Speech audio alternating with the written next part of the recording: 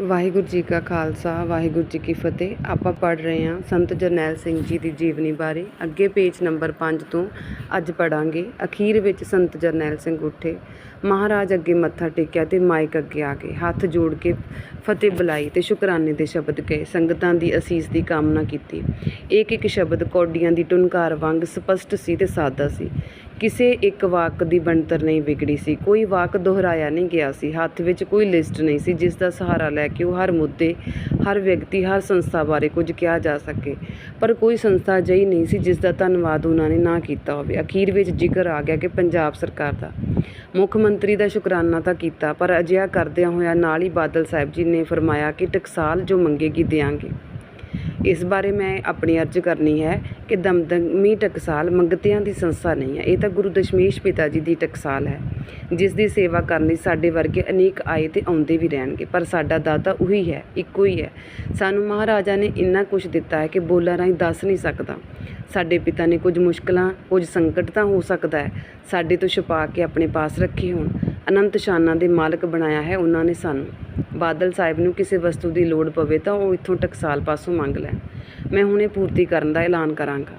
ਸੰਗਤ ਵਿੱਚ ਕੋਈ ਲਹਿਰ ਨਹੀਂ ਸੀ ਲੱਗਦੀ ਪ੍ਰਤੀਤ ਹੋਈ। ਪੱਤਰਕਾਰਾਂ ਦੀਆਂ ਕਲਮਾਂ ਨੇ ਤੇਜ਼ੀ ਫੜੀ ਤੇ ਕੈਮਰਿਆਂ ਵਾਲਿਆਂ ਹਰਕਤ ਵਿੱਚ ਆਏ। ਅਰਦਾਸ ਉਪਰੰਤ ਲੰਗਰ ਪ੍ਰਸ਼ਾਦ ਛਕਦੇ ਹੋਏ ਸਾਰੇ ਸਿੱਖਾਂ ਨੂੰ ਅਹਿਸਾਸ ਹੋਣ ਲੱਗਾ ਕਿ ਜਰਨੈਲ ਸਿੰਘ ਨਾਮ ਦਾ ਇਹ ਜਵਾਨ ਆਮ ਨਹੀਂ ਹੈ। ਦੋ ਵੱਡੀਆਂ ਸ਼ਕਤੀਆਂ, ਇੱਕ ਸਰਕਾਰ, ਦੂਜੀ ਟਕਸਾਲ ਵਿਚਕਾਰ ਹੁਣੇ ਹੋਇਆ ਸੰਵਾਦ ਕਿਸੇ ਕੋਈ ਕਸ ਪੈਦਾ ਤਾਂ ਨਹੀਂ ਕਰੇਗਾ। ਇਹ ਗੱਲਾਂ ਹਰ ਪਾਸੇ ਹੋਣ ਲੱਗੀਆਂ। ਸ਼ਾਮੀ ਇਹ ਵੀ ਪਤਾ ਲੱਗਾ ਕਿ ਬਾਦਲ ਸਾਹਿਬ ਨੇ ਸੰਤ ਜਰਨੈਲ ਸਿੰਘ ਨੂੰ ਇਕੱਲਿਆਂ ਮਿਲਣ ਦੀ ਇੱਛਾ ਪ੍ਰਗਟਾਈ ਸੀ, ਪਰ ਸੰਤਾਂ ਨੇ ਇਹ ਕਹਿ ਕੇ ਮਿਲਣ ਤੋਂ ਟਾਲ ਮਟੋਲ ਕੀਤੀ ਕਿ ਮੈਂ ਸਿੱਖਿਆ ਮੰਤਰੀ ਸੁਖਜਿੰਦਰ ਸਿੰਘ ਨੂੰ ਟਾਈਮ ਦੇ ਰੱਖਿਆ ਹੋਇਆ, ਇਸ ਕਰਕੇ ਅਜੇ ਵਕਤ ਨਹੀਂ। ਇੱਕ ਮੰਤਰੀ ਨੂੰ ਜਿੰਨਾ ਚਾਹੇ ਟਾਈਮ ਦੇਣਾ ਚਾਹੀਦਾ ਹੈ ਤੇ ਮੁੱਖ ਮੰਤਰੀ ਲਈ ਟਾਈਮ ਨਹੀਂ। ਅਜਿਹਾ ਕਿਉਂ ਹੋ ਰਿਹਾ ਪਤਾ ਨਹੀਂ ਲੱਗਦਾ ਸੀ। ਕੁਝ ਲੋਕ ਆਖ ਰਹੇ ਸੀ ਕਿ ਸੰਗਤ ਵਾਸਤੇ ਬਾਦਲ ਸਾਹਿਬ ਨੂੰ ਕੁਝ ਬੱਸਾਂ ਦਾ ਇੰਤਜ਼ਾਮ ਕਰਨ ਲਈ ਆਖਿਆ ਸੀ, ਪਰ ਉਹਨਾਂ ਨੇ ਇਨਕਾਰ ਕਰ ਦਿੱਤਾ ਸੀ। ਪੱਕਾ ਥੋ ਪਤਾ ਕੁਝ ਨਹੀਂ ਲੱਗਦਾ ਸੀ। ਸਰਦਾਰ ਸੁਖਜਿੰਦਰ ਸਿੰਘ ਟੋਰਾ ਸਾਹਿਬ ਵਾਲੇ ਕੋਟੇ ਦੇ ਮੰਤਰੀ ਸਨ। ਟੋਰਾ ਸਾਹਿਬ ਦੀ ਸੁਰ ਬਾਦਲ ਸਾਹਿਬ ਨਾਲ ਨਹੀਂ ਰਲਦੀ ਸੀ। ਇਸ ਗੱਲ ਦਾ ਤਾਂ ਸਾਨੂੰ ਸਭ ਨੂੰ ਪਤਾ ਸੀ, ਪਰ ਸੰਤਾਂ ਨੂੰ ਇਸ ਗੱਲ ਦਾ ਨਾਲ ਕੀ ਲੈਣ ਦੇਣ ਸੀ। ਉਹਨਾਂ ਲਈ ਤਾਂ ਬਾਦਲ ਟੋਰਾ ਇੱਕੋ ਜਿਹੇ ਹੋਣੇ ਚਾਹੀਦੇ ਸਨ, ਉਹ ਵੀ ਖਾਸ ਕਰਕੇ ਉਸ ਪਹਿਲੇ ਦਿਨ ਜਦੋਂ ਉਹਨਾਂ ਨੇ ਟਕਸਾਲ ਦਾ ਮੁਖੀ ਹੋਣ ਦੀ ਜ਼ਿੰਮੇਵਾਰੀ ਸੰਭਾਲੀ ਸੀ। ਪਿਛਲੇ ਸਮੇਂ ਵਿੱਚ ਟਕਸਾਲ ਦੀ ਸੁਰ ਬਾਦਲ ਕਿਆਂ ਨਾਲ ਨਾ ਰਲੀ। ਕਦੀ ਮੈਨੂੰ ਜਾਂ ਮੇਰੇ ਨਾਲ ਸੰਬੰਧਿਤ ਬੰਦਿਆਂ ਨੂੰ ਕੋਈ ਵੀ ਜਾਣਕਾਰੀ ਨਹੀਂ ਸੀ। 1978 ਵਿਸਾਖੀ ਨੂੰ ਵਾਪਰਿਆ ਭਿਆਨਕ ਨਿਰੰਕਾਰੀ ਕਤਲਕਾਂਡ ਅਗਲੇ ਸਾਲ ਵਾਪਰਿਆ, ਜਿਸ ਵਿੱਚ ਪੰਜਾਬ ਸਰਕਾਰ ਉੱਪਰ ਦੋਸ਼ ਲੱਗਾ ਸੀ ਕਿ ਨਿਰੰਕਾਰੀ ਮੁਖੀ ਗੁਰਬਚਨ ਸਿੰਘ ਨੂੰ ਗ੍ਰਿਫਤਾਰ ਕਰਨ ਦੀ ਥਾਂ ਤੇ ਸਰਕਾਰੀ ਗੱਡੀ ਵਿੱਚ ਸੁਰੱਖਿਅਤ ਦਿੱਲੀ ਪਹੁੰਚਾਇਆ ਗਿਆ। ਕਿ ਸੰਤ ਜਰਨੈਲ ਸਿੰਘ ਪਾਸ ਕੋਈ ਅਜਿਹੀ ਸ਼ਕਤੀ ਨੇ ਸੀ ਜਿਸ ਸਦਕਾ ਉਹਨਾਂ ਨੂੰ ਇਹਨਾਂ ਘਟਨਾਵਾਂ ਬਾਰੇ ਪਤਾ ਲੱਗਾ ਕਿ ਕੋਈ ਹੋਰ ਕਾਰਨ ਸੀ। ਇਸ ਦੀ ਮੈਨੂੰ ਕੋਈ ਜਾਣਕਾਰੀ ਨਹੀਂ। ਜਿਸ ਗੱਲ ਦੀ ਜਾਣਕਾਰੀ ਹੈ ਉਹ ਇਹ ਹੈ ਕਿ ਦਸਤਾਰਬੰਦੀ ਵਾਲੇ ਦਿਨ ਤੋਂ ਲੈ ਕੇ ਆਪਰੇਸ਼ਨ ਬਲੂ ਸਟਾਰ ਵਕਤ ਸ਼ਹਾਦਤ ਤੱਕ ਬਾਦਲ ਕੇ ਉਹਨਾਂ ਤੋਂ ਦੂਰ ਹਟਦੇ ਗਏ ਤੇ ਟੋਰਾ ਸਾਹਿਬ ਵਾਲਾ ਧੜਾ ਨੇੜੇ ਖਿਸਕਦਾ ਗਿਆ। ਭਾਈ ਅਮਰੀਕ ਸਿੰਘ, ਜਿਨ੍ਹਾਂ ਦੇ ਮਨ ਵਿੱਚ ਇਸ ਗੱਲ ਦਾ ਰੋਸ ਸੀ ਕਿ ਪਿਤਾ ਜੀ ਦਾ ਵਾਰਸ ਸੰਤ ਜਰਨੈਲ ਸਿੰਘ ਨੂੰ ਕਿਉਂ ਥਾਪਿਆ ਗਿਆ, ਰਹਿੰਦੇ ਗੁਰਦੁਆਰਾ ਗੁਰਦਰਸ਼ਨ ਪ੍ਰਕਾਸ਼ ਵਿਖੇ ਚੌਂਕ ਮਹਿਤੇ ਸਨ, ਪਰ ਆਪਸ ਵਿੱਚ ਕਸਮ ਵਿੱਚ ਵਾਅਦਾ ਹੋ ਰਿਹਾ ਸੀ। ਭਾਈ ਅਮਰੀਕ ਸਿੰਘ ਟਕਸਾਲ ਦੀਆਂ ਗੱਡੀਆਂ ਲੈ ਕੇ ਧਰਮ ਪ੍ਰਚਾਰ ਲਈ ਨਿਕਲ ਜਾਂਦੇ, ਅੰਮ੍ਰਿਤ ਪ੍ਰਚਾਰ ਕਰਦੇ, ਸੰਤਾਂ ਦੀ ਪਰਵਾਹ ਘੱਟ ਹੀ ਕਰਦੇ। ਜੇ ਸੰਤ ਜਰਨੈਲ ਸਿੰਘ ਦਾ ਸਤਿਕਾਰ ਟਕਸਾਲ ਦੇ ਮੁਖੀ ਵਜੋਂ ਚੰਗਾ ਬਣਦਾ ਜਾ ਰਿਹਾ ਸੀ ਤਾਂ ਸੰਤ ਕਰਤਾਰ ਸਿੰਘ ਦੇ ਬੇਟੇ ਹੋਣ ਕਾਰਨ ਸੰਗਤ ਭਾਈ ਸਾਹਿਬ ਨੂੰ ਵੀ ਬਹੁਤ ਆਦਰ ਦਿੰਦੀ ਸੀ, ਪਰ ਦੋਵਾਂ ਵਿੱਚ ਆਪਸੀ ਮੇਲ ਘਟਦਾ ਜਾ ਰਿਹਾ ਸੀ। ਇਸੇ ਤਰ੍ਹਾਂ 6 ਮਹੀਨੇ ਲੰਘ ਗਏ। ਇੱਕ ਦਿਨ ਸੰਤਾਂ ਨੇ ਭਾਈ ਸਾਹਿਬ ਨੂੰ ਆਪਣੇ ਪਾਸ ਸੱਦਿਆ, ਸਤਿਕਾਰ ਨਾਲ ਬਿਠਾ ਕੇ ਕਹਿਣ ਲੱਗੇ, ਤੁਸੀਂ ਭਾਈ ਸਾਹਿਬ ਇਕੱਲੇ ਹੀ ਦਰਿਆ ਉੱਪਰ ਚਲੇ ਜਾਂਦੇ ਹੋ, ਜੇ ਇਕੱਠੇ ਚਲੇ ਜਾਈਏ ਤਾਂ ਕੀ ਹਰਜ ਹੋਵੇਗਾ। ਭਾਈ ਅਮਰੀਕ ਸਿੰਘ ਨੇ ਕਿਹਾ, ਕੋਈ ਗਲਤ ਕੰਮ ਤਾਂ ਨਹੀਂ ਕਰਨ ਵਾਸਤੇ ਜਾਂਦਾ, ਚੰਗੇ ਕੰਮ ਕਰਨ ਦੀ ਮਨਾਹੀ ਹੈ। ਸੰਤ ਬੋਲੇ, ਚੰਗੇ ਕੰਮ ਕਰਦੇ ਹੋ ਮੈਨੂੰ ਪਤਾ ਹੈ, ਇਸ ਕਰਕੇ ਤਾਂ ਕਹਿ ਰਿਹਾ ਇਕੱਠੇ ਜਾਇਆ ਕਰੀਏ। ਮਾੜੇ ਕੰਮ ਇਕੱਲਿਆਂ ਛੁਪਾ ਕੇ ਕਰੀਦੇ, ਧਰਮ ਦਾ ਕਾਰਜ ਤਾਂ ਰਲ ਮਿਲ ਕੇ ਕਰਨਾ ਚਾਹੀਦਾ ਹੈ। ਭਾਈ ਅਮਰੀਕ ਸਿੰਘ ਚੁੱਪ ਹੋ ਗਏ। ਫਿਰ ਸੰਤਾਂ ਨੇ ਕਿਹਾ, ਪਿਤਾ ਜੀ, ਸੰਤ ਕਰਤਾਰ ਸਿੰਘ ਜੀ ਨੂੰ ਜਰਨੈਲ ਸਿੰਘ ਜੀ ਵੀ ਪਿਤਾ ਕਿਹਾ ਕਰਦੇ ਸਨ। ਮੈਨੂੰ ਵੀ ਉਹਨਾਂ ਪਿਆਰ ਕਰਦੇ ਸਨ ਜਿੰਨਾ ਕਿ ਤੁਹਾਨੂੰ। ਇਹ ਤਾਂ ਸੰਗਤ ਦਾ ਫੈਸਲਾ ਸੀ ਕਿ ਮੇਰੇ ਵਰਗੇ ਸਧਾਰਨ ਬੰਦੇ ਦੇ ਸਿਰ ਦਸਤਾਰ ਬੰਨ੍ਹ ਦਿੱਤੀ। ਮੈਂ ਕਦੋਂ ਮੰਗ ਕੀਤੀ ਸੀ, ਪਰ ਇਹ ਫੈਸਲੇ ਤਾਂ ਹੋ ਗਏ ਆ ਨਾ ਹੁਣ। ਜੇ ਤੁਸੀਂ ਵੱਖ ਚੱਲਣਾ ਹੈ, ਜਿਹੜੀਆਂ ਮਰਜ਼ੀ ਵੱਡੀਆਂ ਗੱਡੀਆਂ ਲੈ ਜਾਓ, ਟਕਸਾਲ ਪਾਸ ਜਿੰਨਾ ਧਨ ਹੈ ਸਭ ਤੁਹਾਡਾ ਹੈ, ਉਹ ਲੈ ਜਾਓ। ਕਹੋ ਤਾਂ ਮੈਂ ਤੁਹਾਡੇ ਲਈ ਜ਼ਮੀਨ ਵੀ ਖਰੀਦ ਦਿੰਦਾ, ਤੁਸੀਂ ਉੱਥੇ ਬੈਠ ਕੇ ਪੰਥ ਦੀ ਸੇਵਾ ਕਰਦੇ ਰਹਿਣਾ ਮਨ ਇੱਛਤ ਢੰਗ ਨਾਲ। ਮੈਂ ਇੱਥੇ ਜੋ ਹੋਇਆ ਕਰਦਾ ਰਹਾਂਗਾ। ਫਿਰ ਸੰਤ ਉੱਠੇ, ਭਾਈ ਅਮਰੀਕ ਸਿੰਘ ਨੂੰ ਜੱਫੀ ਵਿੱਚ ਲੈ ਕੇ ਨਮ ਅੱਖਾਂ ਨਾਲ ਕਹਿਣ ਲੱਗੇ, ਮੇਰੀ ਅਰਦਾਸ ਹੈ ਤੇਰੇ ਅੱਗੇ ਇੱਕ, ਮੇਰੇ ਤੋਂ ਵੱਖ ਨਾ ਹੋਵੋ, ਤੇਰੇ ਬਿਨ ਮੇਰੀ ਸ਼ਾਨ ਅੱਧੀ ਵੀ ਨਹੀਂ ਰਹੇਗੀ। ਮੇਰਾ ਕੋਈ ਜ਼ੋਰ ਨਹੀਂ ਹੈ ਤੇਰੇ ਉੱਪਰ ਕਿ ਜ਼ਬਰਦਸਤੀ ਰੋਕ ਸਕਾਂ। ਮੈਂ ਤਾਂ ਮਿੰਨਤ ਹੀ ਕਰਨ ਜੋਗਾ ਹਾਂ ਤੇਰੇ ਅੱਗੇ। ਕੇਵਲ ਆਪਾਂ ਨੂੰ ਇਕੱਠਿਆਂ ਦੇਖ ਕੇ ਪਿਤਾ ਜੀ ਦੀ ਆਤਮਾ ਪ੍ਰਸੰਨ ਹੋਵੇਗੀ। ਉਹਨਾਂ ਨੇ ਤੇਰੇ ਮੇਰੇ ਵਿੱਚ ਕਦੀ ਕੋਈ ਭੇਦ ਨਹੀਂ ਕੀਤਾ ਸੀ।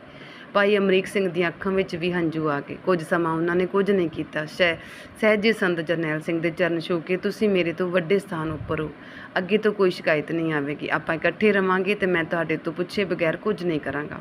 ਦੋਵਾਂ ਨੇ ਫਿਰ ਗਲਵੱਕੜੀ ਪਾਈ। ਇਹ ਮਿਲਾਪ ਸ਼ਹਾਦਤਾਂ ਤੱਕ ਨਿਭਿਆ। ਉਪਰੰਤ ਭਾਈ ਅਮਰੀਕ ਸਿੰਘ ਨੇ ਉਹਨਾਂ ਨੂੰ ਆਪਣੇ ਦਿਲ ਤੋਂ ਹਮੇਸ਼ਾ ਵੱਡਾ ਸਤਿਕਾਰ ਦਿੱਤਾ। ਫਿਰ ਘਟਨਾਵਾਂ ਵੇਗ ਤਿੱਖੀਆਂ ਹਨੇਰੀਆਂ ਵਾਂਗ ਵਗਣ ਲੱਗਾ। ਆਰੰਭ ਵਿੱਚ 2 ਘਟਨਾਵਾਂ ਵੱਡੀਆਂ ਵਾਪਰੀਆਂ। ਇੱਕ ਵਿਸਾਖੀ 1978 ਵਿੱਚ ਨਿਰੰਕਾਰੀਆਂ ਵੱਲੋਂ ਅੰਮ੍ਰਿਤਸਰ ਸਾਹਿਬ ਵਿੱਚ ਸਿੱਖਾਂ ਦਾ ਕਤਲੇਆਮ ਅਤੇ ਉਸ ਤੋਂ ਪਿੱਛੋਂ ਭਾਈ ਰਣਜੀਤ ਸਿੰਘ ਵੱਲੋਂ ਨਿਰੰਕਾਰੀ ਮਹੰਤ ਗੁਰਬਚਨ ਸਿੰਘ ਦਾ ਕਤਲ।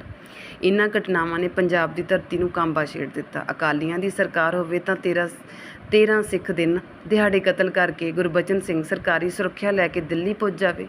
ਸਿੱਖਾਂ ਅੰਦਰੋਂ ਅਜੇ ਇਹ ਰੋਸ ਖਤਮ ਨਹੀਂ ਹੋਇਆ ਸੀ ਕਿ ਕਤਲ ਕੇਸ ਅੰਮ੍ਰਿਤਸਰ ਦੀ ਥਾਂ 'ਤੇ ਕਰਨਾਲ ਦੀ ਅਦਾਲਤ ਵਿੱਚ ਬਦਲ ਕੇ ਸਾਰੇ ਨਿਰੰਕਾਰੀ ਹਥਿਆਰੇ ਬਾਇਜ਼ਤ ਬਰੀ ਕਰ ਦਿੱਤੇ ਗਏ। ਭਾਰਤ ਸਰਕਾਰ ਦੀ ਪੂਰੀ ਸ਼ਹਿਰ ਨਾਲ ਅਜਿਹੀ ਬੇਇਨਸਾਫੀ ਨਾ ਹੁੰਦੀ ਤਦ ਸੰਭਵ ਹੈ ਸਿੱਖ ਇੰਨੇ ਕ੍ਰੋਧਵਾਨ ਨਾ ਹੁੰਦੇ ਗੁਰਬਚਨ ਸਿੰਘ ਦਾ ਕਤਲ ਕਰਨ ਦੀ ਠਾਣ 'ਤੇ। ਪਰ ਆਪਣੀ ਸ਼ਤਰੰਜ ਦੀਆਂ ਚਾਲਾਂ ਹੋਣੀਆਂ ਬਹੁਤ ਗੰਭੀਰਤਾ ਨਾਲ ਚੱਲ ਰਹੀ ਸੀ। ਦਿੱਲੀ ਵਿੱਚ ਇੰਦਰਾ ਗਾਂਧੀ ਬਾਰੇ ਸਾਰੇ ਘਟਨਾਕ੍ਰਮ ਨੂੰ ਸਹਿਜੇ ਸਿਖਰ ਵੱਲ ਵਧਦਾ ਦੇਖ ਰਹੀ ਸੀ। ਸਗੋਂ ਕਹਿਣਾ ਚਾਹੀਦਾ ਹੈ ਕਿ ਉਸ ਦੀ ਸਿਆਸਤ ਵਾਸਤੇ ਇਹ ਲਾਭਕਾਰੀ ਸੀ ਕਿ ਦਰਬਾਰ ਸਾਹਿਬ ਕੰਪਲੈਕਸ ਵਿੱਚ ਵੱਡੀ ਮਾਤਰਾ ਵਿੱਚ ਹਥਿਆਰਾਂ ਦਾ ਜ਼ਖੀਰਾ ਜਮ੍ਹਾਂ ਹੁੰਦਾ ਰਹੇ ਅਤੇ ਇੱਕ ਦਿਨ ਸਭ ਕੁਝ ਦਾ ਭੋਗ ਪਾ ਕੇ ਹਿੰਦੁਸਤਾਨ ਨੂੰ ਬਚਾ ਲੈਣ ਵਾਲੀ ਪ੍ਰਚੰਡ ਦੇਵੀ ਮਾਤਾ ਦੁਰਗਾ ਮਾਤਾ ਦਾ ਰੁਤਬਾ ਪ੍ਰਾਪਤ ਕਰੇ। ਪੰਜਾਬ ਦੇ ਅਕਾਲੀ ਦਲ ਨੂੰ ਉਸਨੇ ਕਦੀ ਵਧੀਕ ਅਹਿਮੀਅਤ ਨਹੀਂ ਦਿੱਤੀ ਸੀ। ਜਿਸ ਅਕਾਲੀ ਦਲ ਵਿੱਚ ਉਸ ਸਮੇਂ ਬਾਦਲ, ਲੌਂਗੋਵਾਲ, ਬਰਨਾਲਾ, ਟੌਹੜਾ, ਤਲਵੰਡੀ, ਬਲਵੰਤ ਸਿੰਘ ਪੂਰੇ ਅਸਰਅੰਦਾਜ਼ ਸਨ। ਉਸ ਬਾਰੇ ਉਸ ਨੂੰ ਪਤਾ ਸੀ ਕਿ ਇਹਨਾਂ ਨਾਲ ਕੀਤਾ ਹੋਇਆ ਕੋਈ ਵੀ ਸੌਦਾ ਸਿਰੇ ਚੜ੍ਹ ਸਕਦਾ ਹੈ।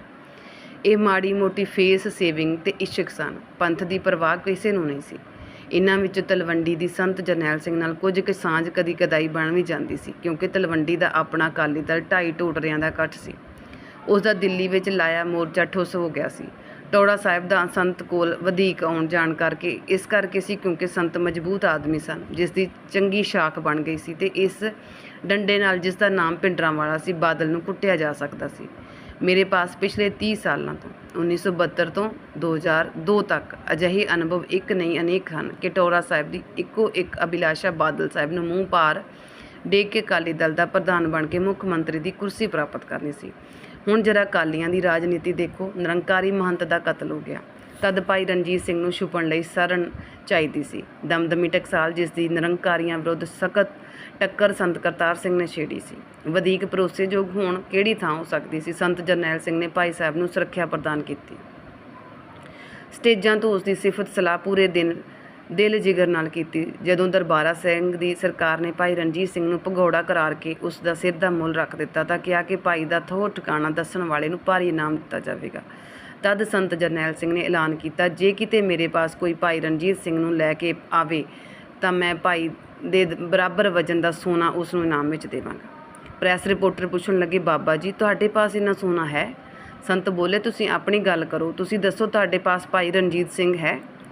ਜਿਵੇਂ ਇਸ ਘਟਨਾ ਸਥਲ ਵਿੱਚੋਂ ਇੰਦਰਾ ਗਾਂਧੀ ਨੂੰ ਆਪਣੀ ਸਿਆਸਤ ਲਾਹੇਵੰਦ ਲੱਗ ਰਹੀ ਸੀ, ਉਵੇਂ ਹੀ ਪੰਜਾਬ ਕੇਸਰੀ ਅਖਬਾਰ ਸਮੂਹ ਦੀ ਦੁਕਾਨਦਾਰੀ ਬਹੁਤ ਵਧੀ।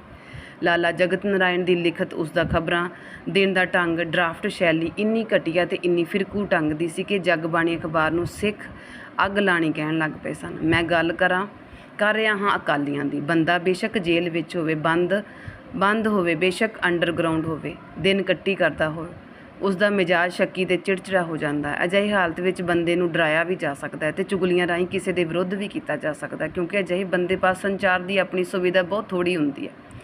ਸੰਤ ਹਰਚੰਦ ਸਿੰਘ ਲੌਂਗੋਵਾਲ ਹਰ ਸਮੇਂ ਤਾਕ ਵਿੱਚ ਰਹਿੰਦੇ ਸਨ ਕਿ ਸੰਤ ਭਿੰਡਰਾਂਵਾਲੇ ਦੀ ਚੜ੍ਹਤ ਨੂੰ ਸੱਟ ਕਿਵੇਂ ਲੱਗੇ। ਉਹਨਾਂ ਨੂੰ ਪਤਾ ਲੱਗ ਗਿਆ ਕਿ ਕੁਝ ਕਾਰਨਾਂ ਕਰਕੇ ਭਾਈ ਰਣਜੀਤ ਸਿੰਘ ਸੰਤ ਜਰਨੈਲ ਸਿੰਘ ਨਾਲ ਨਾਰਾਜ਼ ਚੱਲ ਰਹੇ ਸਨ।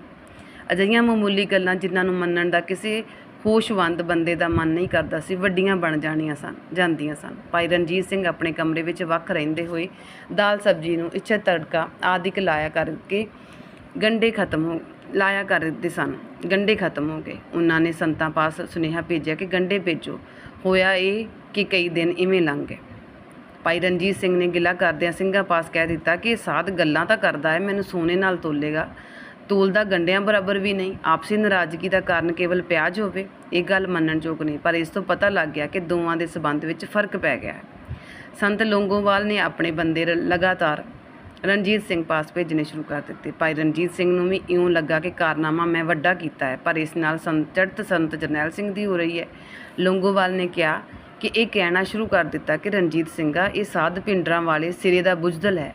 ਜੇ ਦਲੇਰ ਹੁੰਦਾ ਤਾਂ ਉਸ ਜਥੇ ਵਿੱਚ ਨਾ ਚਲਾ ਜਾਂਦਾ ਜਿਹੜਾ ਨਿਰੰਕਾਰੀਆਂ ਨੂੰ ਸਮਝਾਉਣ ਗਿਆ ਸੀ, ਵਿਸਾਖੀ ਨੂੰ ਮਾਰਿਆ ਗਿਆ ਸੀ। ਹੁਣ ਤੂੰ ਸਾਡੀਆਂ ਗੱਲਾਂ ਮੰਨ, ਤੈਨੂੰ ਪੇਸ਼ ਕਰਵਾ ਦਿੰਦੇ ਹਾਂ, ਜਲਦੀ ਜ਼ਮਾਨਤ ਹੋ ਜਾਵੇਗੀ। ਹੁਣ ਤੂੰ ਲੁਕਿਆ ਫਿਰਦਾ, ਫਿਰ ਪੰਥ ਵਿੱਚ ਖੁੱਲ੍ਹੇਆਮ ਵਿਚਰੇਗਾ ਤਾਂ ਲੋਕ ਪਿੰਡਰਾਂ ਵਾਲੇ ਨੂੰ ਭੁੱਲ ਜਾਣਗੇ ਤੇ ਤੇਰੀ ਥਾਂ ਜੈ ਜੈਕਾਰ ਹੋ ਜਾਏਗੀ। ਇਹ ਸਾਧ ਤੋਂ ਖਹਿੜਾ ਛੁੱਟੇਗਾ। ਭਾਈ ਸਾਹਿਬ ਇਹਨਾਂ ਦੀਆਂ ਸਲਾਹਾਂ ਮੰਨ ਗਏ। ਸਰਦਾਰ ਸੁਰਜੀਤ ਸਿੰਘ ਬਰਨਾਲਾ ਦੀ ਨਿਗਰਾਨੀ ਵਿੱਚ ਭਾਈ ਰਣਜੀਤ ਸਿੰਘ ਨੂੰ CBI ਦੇ ਡਾਇਰੈਕਟਰ ਬਾਵਾ ਜੀ ਪਾਸ ਆਤਮ ਸਮਰਪਣ ਕਰਵਾਇਆ ਗਿਆ। ਸਮਰਪਣ ਕਰਨ ਵੇਲੇ ਇਹ ਭਰੋਸਾ ਲਿਆ ਗਿਆ ਕਿ ਭਾਈ ਸਾਹਿਬ ਉੱਪਰ ਤਸ਼ੱਦਦ ਨਹੀਂ ਕੀਤਾ ਜਾਵੇਗਾ। ਮੇਰੇ ਮਨ ਵਿੱਚ 2 ਜਥੇਦਾਰਾਂ ਦਾ ਸਤਿਕਾਰ ਸਾਰੀ ਉਮਰ ਕਾਇਮ ਰਹੇਗਾ। ਇੱਕ ਜਥੇਦਾਰ ਹਰਚਰਨ ਸਿੰਘ ਮਹਾਲੂ, ਜਥੇਦਾਰ ਤਖਤ ਕੇਸਗੜ੍ਹ ਸਾਹਿਬ, ਤੇ ਦੂਜੇ ਜਥੇਦਾਰ ਅਕਾਲ ਤਖਤ ਭਾਈ ਗੁਰਦਿਆਲ ਸਿੰਘ ਅਜਨੋਹਾ। ਰਹਿਤ ਮਰਿਆਦਾ ਤੇ ਪੰਥਕ ਰਵਾਇਤਾਂ ਉੱਪਰ ਇਹਨਾਂ ਜਥੇਦਾਰਾਂ ਨੇ ਬੇਗਰਜ ਤੇ ਬੇਲਿਹਾਜ਼ ਹੋ ਕੇ ਪਹਿਰਾ ਦਿੱਤਾ। ਇਹ ਦੋਵੇਂ ਜਥੇਦਾਰ ਉੱਤਮ ਇਖਲਾਕ ਦੇ ਮਾਲਕ ਸਨ। ਇਹਨਾਂ ਦੋਵਾਂ ਦੀ ਸੰਤ ਜਰਨੈਲ ਸਿੰਘ ਨਾਲ ਬੜੀ ਸੁਰ ਰਲਦੀ ਸੀ। ਅਸੀਂ ਦੇਖਿਆ ਕਿ ਉੱਥੇ ਦਰਬਾਰ ਸਾਹਿਬ ਵਿੱਚ ਜਥੇਦਾਰ ਅਜਨੋਹਾ ਆਉਂਦੇ ਤੇ ਸੰਤਾਂ ਪਾਸ ਬੈਠ ਕੇ ਆਖਦੇ, ਬਾਬਿਓ ਅਸੀਂ ਵੀ ਅਖੰਡ ਪਾਠ ਕਰਾਉਣਾ ਹੈ ਪਿੰਡ, ਉਦੋਂ ਕਰਵਾਵਾਂਗੇ ਜਦੋਂ ਤੁਸੀਂ ਭੋਗ ਮੌਕੇ ਪੁੱਜੋਗੇ। ਸੰਤ ਨਾ ਕਰ ਰਹੇ ਸਨ ਕਿਉਂਕਿ ਸਰਕਾਰ ਦਾ ਪੁਲਿਸ ਦਾ ਭਰੋਸਾ ਨਹੀਂ ਸੀ ਕਦੋਂ ਗ੍ਰਿਫਤਾਰ ਕਰ ਲੈਣ। ਅਜਨੋਹਾ ਸਾਹਿਬ ਜਿੱਦ ਕਰਨ ਲੱਗੇ ਤਾਂ ਆਖਰ ਸੰਤਾਂ ਨੇ ਪੁੱਛ ਲਿਆ, ਮੇਰੇ ਨਾਲ ਕੀ ਫਰਕ ਪਵੇਗਾ ਸਿੰਘ ਸਾਹਿਬ, ਮੇਰੇ ਲਈ ਇੱਥੇ ਹੀ ਦੇਗ ਲੈ ਆਇਓ। ਜਿਹਾ ਕਾਰਨ ਦੱਸੋ ਕਿ ਮੇਰਾ ਜਾਣਾ ਕਿਉਂ ਜ਼ਰੂਰੀ ਹੈ। ਜਥੇਦਾਰ ਸਾਹਿਬ ਬੋਲੇ, ਤੁਹਾਡਾ ਜਾਣਾ ਇਸ ਕਰਕੇ ਜ਼ਰੂਰੀ ਹੈ ਕਿਉਂਕਿ ਮੈਂ ਪਿੰਡ ਵਾਲਿਆਂ ਨੂੰ ਦੱਸਣਾ ਚਾਹੁੰਦਾ ਹਾਂ ਕਿ ਜਰਨੈਲ ਸਿੰਘ ਮੇਰਾ ਯਾਰ ਹੈ। ਇਸ ਤੋਂ ਵਧੇਕ ਸ਼ਾਨ ਹੋਰ ਕਿਸ ਗੱਲ ਵਿੱਚ ਹੋ ਸਕਦੀ ਹੈ। ਸੰਤ ਮੰਨ ਗਏ ਤੇ ਦਿਨ ਤੈਅ ਹੋ ਗਿਆ। ਪਾਠਕ ਸਰਦਾਰ ਦਲਬੀਰ ਸਿੰਘ ਦੀ ਕਿਤਾਬ ਵਿੱਚ ਪੜ੍ਹ ਚੁੱਕੇ ਹਨ ਕਿ ਜਥੇਦਾਰ ਨੇ ਮਹਾਰਾਜ ਅੱਗੇ ਅਰਦਾਸ ਖੁਦ ਕਰਦਿਆਂ ਕਿਹਾ ਸੀ, ਸੱਚੇ ਪਾਤਸ਼ਾਹ, ਭਾਈ ਜਰਨੈਲ ਸਿੰਘ ਮੇਰੇ ਨਾਲ ਵਧੇਕ ਕੀਮਤੀ ਹੈ, ਇਸ ਨੂੰ ਹੱਥ ਦੇ ਕੇ ਰੱਖਣਾ ਤੇ ਇਸ ਦੀ ਥਾਂ ਮੈਨੂੰ ਬੁਲਾ ਲੈਣਾ। ਸੰਤਾਂ ਨੇ ਪ੍ਰਸ਼ਾਦ ਲਿਆ ਤੇ ਖਾਮੋਸ਼ ਵਾਪਸ ਪਰਤਾਏ। ਜਥੇਦਾਰ ਅਜਨੋਹਾ ਜੀ ਨੇ ਕਿਹਾ ਕਿ ਮੈਂ ਕੱਲ੍ਹ ਨੂੰ ਆਵਾਂਗਾ, ਅੱਜ ਰਾਤ ਪਿੰਡ ਰਹਾਂਗਾ। ਇਸੇ ਰਾਤ ਸਿੰਘ ਸਾਹਿਬ ਜੀ ਦਾ ਦੇਹਾਂਤ ਹੋ ਗਿਆ। ਗਿਆਨੀ ਜੈਲ ਸਿੰਘ ਕੇਂਦਰੀ ਗ੍ਰਹਿ ਮੰਤਰੀ ਸਨ। ਉਹਨਾਂ ਨੇ ਆਪਣੇ ਦੋਹਤੇ ਦਾ ਆਨੰਦ ਕਾਰਜ ਤਖਤ ਸ੍ਰੀ ਕੇਸਗੜ੍ਹ ਸਾਹਿਬ ਅਨੰਦਪੁਰ ਵਿਖੇ ਕਰਨ ਦਾ ਫੈਸਲਾ ਕੀਤਾ। ਜਥੇਦਾਰ ਮਹਾਲੋਂ ਪਾਸ ਸਕੱਤਰ ਆਇਆ ਤੇ ਆਨੰਦ ਕਾਰਜ ਦੀ ਰਸਮ ਨਿਭਾਉਣ ਦਾ ਸੁਨੇਹਾ ਦਿੱਤਾ। ਜਥੇਦਾਰ ਜੀ ਨੇ ਕਿਹਾ, ਤਖਤ ਸਾਹਿਬ ਉੱਪਰ ਆਨੰਦ ਕਾਰਜ ਕਰਨ ਦੀ ਕੋਈ ਮਰਿਆਦਾ ਨਹੀਂ ਹੈ ਤੇ ਫਿਰ ਕਾਕਾ ਕੁਲੀਨ ਸੇਵਨ ਹੈ, ਉਸਨੇ ਆਨੰਦ ਕਾਰਜ ਮੈਂ ਕਿਵੇਂ ਕਰਾਂ, ਸਵਾਲ ਹੀ ਪੈਦਾ ਨਹੀਂ ਹੁੰਦਾ। ਜਥੇਦਾਰ ਨੂੰ ਮਿੱਥੇ ਦਿਨ ਪੁਲਿਸ ਨੇ ਉਹਨਾਂ ਦੇ ਘਰ ਦੁਆਲੇ ਘੇਰਾ ਪਾ ਕੇ ਇੱਕ ਤਰ੍ਹਾਂ ਨਜ਼ਰਬੰਦ ਕਰ ਦਿੱਤਾ ਤਾਂ ਕਿ ਵਿਘਨ ਨਾ ਪਾ ਸਕਣ। ਆਨੰਦ ਕਾਰਜ ਦੀ ਰਸਮ ਭਾਈ ਅਰਦਮ ਸਿੰਘ ਬਾਗੜੀਆਂ ਨੇ ਨਿਭਾਈ। ਪ੍ਰਿੰਸੀਪਲ ਗੁਰਮਤਿ ਕਾਲਜ ਦੇ ਭਾਈ ਅਰਦਮ ਸਿੰਘ ਨੂੰ ਕਾਲਜ ਵਿੱਚ ਲੈਕਚਰਰ ਕਰਨ ਲਈ ਲੈਕਚਰ ਕਰਨ ਲਈ ਬੁਲਾਇਆ ਗਿਆ। ਤਦ ਵਿਦਿਆਰਥੀਆਂ ਨੇ ਉਹਨਾਂ ਨੂੰ ਪ੍ਰਸੰਨ ਕੀਤਾ, ਤੁਸੀਂ ਭਾਈ ਸਾਹਿਬ ਉੱਥੋਂ ਆਨੰਦ ਕਾਰਜ ਕਿਉਂ ਕਰਵਾਏ ਜਦੋਂ ਕਿ ਅਜਿਹੀ ਮਰਿਆਦਾ ਨਹੀਂ ਹੈ। ਭਾਈ ਬਾਗੜੀਆਂ ਬੋਲੇ, ਮਰਿਆਦਾ ਕਿਉਂ ਨਹੀਂ ਹੈ, ਹੋ ਸਕਦਾ ਹੈ ਆਨੰਦ ਕਾਰਜ ਉੱਥੇ। ਵਿਦਿਆਰਥੀ ਬੋਲੇ, ਤਖਤ ਸਾਹਿਬ ਦੀ ਮਰਿਆਦਾ ਬਾਰੇ ਤਖਤ ਸਾਹਿਬ ਦੇ ਜਥੇਦਾਰ ਨੂੰ ਵਧੇਕ ਪਤਾ ਹੈ ਕਿ ਤੁਹਾਨੂੰ ਜਿਹੜੀ ਜ਼ਿੰਮੇਵਾਰੀ ਜਥੇਦਾਰ ਦੇ ਨਿਭਾਉਣ ਤੋਂ ਇਨਕਾਰ ਕੀਤਾ ਹੈ, ਤੁਹਾਨੂੰ ਉਸ ਦੀ ਥਾਂ ਅਧਿਕਾਰ ਕਿਵੇਂ ਮਿਲ ਗਿਆ। ਤੁਸੀਂ ਜਾਣਦੇ ਹੋ ਕਿ ਸਿੰਘ ਸਾਹਿਬ ਪੁਲਿਸ ਦੇ ਘੇਰੇ ਵਿੱਚ ਹਨ। ਭਾਈ ਸਾਹਿਬ ਪਾਸ ਕੋਈ ਉੱਤਰ ਨਹੀਂ ਸੀ। ਸਾਰੇ ਵਿਦਿਆਰਥੀਆਂ ਨੇ ਉਹਨਾਂ ਦੇ ਭਾਸ਼ਣ ਵਿੱਚ ਇਹ ਕਹਿ ਕੇ ਵਾਕ ਆਊਟ ਕੀਤਾ ਕਿ ਜਦੋਂ ਤੱਕ ਤੁਹਾਡੇ ਇਸ ਕੰਮ ਨੂੰ ਸਿੰਘ ਸਾਹਿਬ ਮੁਆਫ ਨਹੀਂ ਕਰਦੇ, ਤੁਹਾਨੂੰ ਗੁਰਮਤਿ ਕਾਲਜ ਵਿੱਚ ਦਾਖਲ ਲੈਣ ਦੀ ਆਗਿਆ ਨਹੀਂ ਹੈ। ਪ੍ਰਿੰਸੀਪਲ ਸਾਹਿਬ ਭਾਰੀ ਨਾਰਾਜ਼ ਹੁੰਦੇ ਫਿਰਨ। ਇਸੇ ਸਮੇਂ ਦੌਰਾਨ ਇੱਕ ਦੌਰ ਇਹ ਵੀ ਚੱਲਿਆ ਕਿ ਨਿਰੰਕਾਰੀਆਂ ਨਾਲ ਰਾਜੀਨਾਮਾ ਕਰ ਲਿਆ ਜਾਵੇ। ਦਰਬਾਰ ਸਾਹਿਬ ਤੋਂ ਸੰਤਾਂ ਦਾ ਸੁਨੇਹਾ ਮਿਲਿਆ ਕਿ ਅੰਮ੍ਰਿਤਸਰ ਪੁੱਜੋ। ਅਸੀਂ ਪੁੱਜ ਗਏ। ਉਹਨਾਂ ਨੇ ਦੱਸਿਆ ਕਿ ਨਿਰੰਕਾਰੀ ਮਹੰਤ ਹਰਦੇਵ ਸਿੰਘ ਦਾ ਸੁਨੇਹਾ ਆਇਆ ਕਿ ਅਸੀਂ ਰਾਜੀਨਾਮਾ ਕਰਨ ਦੇ ਇੱਛੁਕ ਹਾਂ। ਅਵਤਾਰ ਬਾਣੀ ਕਿਤਾਬ ਵਿੱਚੋਂ ਜਿਹੜੇ ਇਤਰਾਜ਼ਯੋਗ ਪ੍ਰਸੰਗ ਤੁਸੀਂ ਕੱਢਣ ਲਈ ਕਹੋਗੇ ਕੱਢ ਦਿਆਂਗੇ। ਜਥੇਦਾਰ ਅਜਨੋਹਾ ਵੀ ਮੌਜੂਦ ਸਨ ਉੱਥੇ। ਮੈਂ ਬੇਨਤੀ ਕੀਤੀ, ਸ੍ਰੀ ਅਕਾਲ ਤਖਤ ਸਾਹਿਬ ਖਿਮਾ ਕਰਨ ਤੇ ਸ਼ਰਨ ਆਏ ਉੱਪਰ ਰਹਿਮ ਕਰਨ ਦਾ ਸਥਾਨ ਤਾਂ ਹੈ, ਇਸ ਨਾਲ ਰਾਜੀਨਾਮਾ ਨਹੀਂ ਹੋ ਸਕਦਾ। ਪੰਥ ਲਈ ਇਹ ਤਖਤ ਸੁਪਰੀਮ ਹੈ। ਤੁਸੀਂ ਨਿਰੰਕਾਰੀਆਂ ਨੂੰ ਖਿਮਾ ਕਰਨੀ ਚਾਹੋ ਤਾਂ ਉਹ ਤੁਹਾਡੀ ਮਰਜ਼ੀ, ਪਰ ਰਾਜੀਨਾਮਾ ਸ਼ਬਦ ਨਾ ਵਰਤੋ। ਠੀਕ ਹੈ, ਜਥੇਦਾਰ ਜੀ ਬੋਲੇ। ਉਹ ਆ ਕੇ ਜੇ ਖਿਮਾ ਦੀ ਜਾਚਨਾ ਕਰਨ ਤਾਂ ਬੇਨਤੀ ਕਰਨ ਦੇ ਇਤਰਾਜ਼ਯੋਗ ਹਿੱਸੇ ਦੱਸੋ, ਕੱਟ ਦਿੰਦੇ ਹਾਂ। ਫਿਰ ਕੀ ਕਰਨਾ ਚਾਹੀਦਾ? ਮੈਂ ਕਿਹਾ, ਮੇਰੇ ਖਿਆਲ ਵਿੱਚ ਅਜਿਹਾ ਕਰਨਾ ਵੀ ਉਚਿਤ ਨਹੀਂ ਹੋਵੇਗਾ। ਜੇ ਸ੍ਰੀ ਅਕਾਲ ਤਖਤ ਸਾਹਿਬ ਦੇ ਹੁਕਮ ਅਨੁਸਾਰ ਕੁਝ ਹਿੱਸੇ ਕੱਟ ਦਿੱਤੇ ਜਾਂਦੇ ਹਨ ਤਾਂ ਸਮਝਿਆ ਜਾਵੇਗਾ ਕਿ ਬਾਕੀ ਰਹਿ ਗਈ ਅਵਤਾਰ ਬਾਣੀ ਅਕਾਲ ਤਖਤ ਵੱਲੋਂ ਪ੍ਰਵਾਨ ਹੈ। ਇਸ ਕਿਤਾਬ ਵਿੱਚ ਕੀ ਗਲਤ ਹੈ? ਠੀਕ ਹੈ, ਆਪਣੀ ਅਖੋਤੀ ਬਾਣੀ ਨਾਲ ਆਪ ਜਿਵੇਂ ਸਿੱਜਣਾ ਹੈ ਉਹ ਸਿੱਜ ਲੈਣ, ਆਪਾਂ ਕੁਝ ਨਹੀਂ ਲੈਣਾ ਦੇਣਾ। ਇਸ ਮਸਲੇ ਵਿੱਚ ਇਹ ਗੱਲ ਮੰਨ ਲਈ ਕਿ ਕੈਪਟਨ ਅਮਰਿੰਦਰ ਸਿੰਘ ਨੂੰ ਉਹਨਾਂ ਦਿਨਾਂ ਵਿੱਚ ਅਕਸਰ ਦਰਬਾਰ ਸਾਹਿਬ ਆਉਂਦੇ ਰਹਿੰਦੇ ਸਨ। ਉਹ ਇੰਦਰਾ ਗਾਂਧੀ ਦੇ ਦੂਤ ਵਜੋਂ ਆਇਆ ਕਰਦੇ ਸਨ। ਮੇਰੀ ਨਹੀਂ ਜਾਣਕਾਰੀ ਕਿ ਕਿਸੇ ਨੂੰ ਕਦੀ ਉਹਨਾਂ ਦਾ ਨਿਰਾਦਰ ਕੀਤਾ ਹੋਵੇ। ਜਦੋਂ ਕਿ ਇੰਦਰਾ ਗਾਂਧੀ ਵਿਰੁੱਧ ਸਿੱਖਾਂ ਦੇ ਮਨਾਂ ਵਿੱਚ ਗੁੱਸਾ ਸੀ। ਇੱਕ ਵਾਰ ਜਥੇਦਾਰ ਅਜਨੂਹਾ ਨੇ ਇੰਨਾ ਜ਼ਰੂਰ ਕਿਹਾ ਸੀ ਕਿ ਕੈਪਟਨ ਸਾਹਿਬ, ਅਸੀਂ ਤੁਹਾਨੂੰ ਆਪਣਾ ਮਹਾਰਾਜਾ ਮੰਨਦੇ ਹਾਂ ਅਤੇ ਤੁਸੀਂ ਆਪਣਾ ਰੁਤਬਾ ਇੰਦਰਾ ਗਾਂਧੀ ਦੇ ਡਾਕੀਏ ਦਾ ਬਣਾ ਲਿਆ ਹੈ।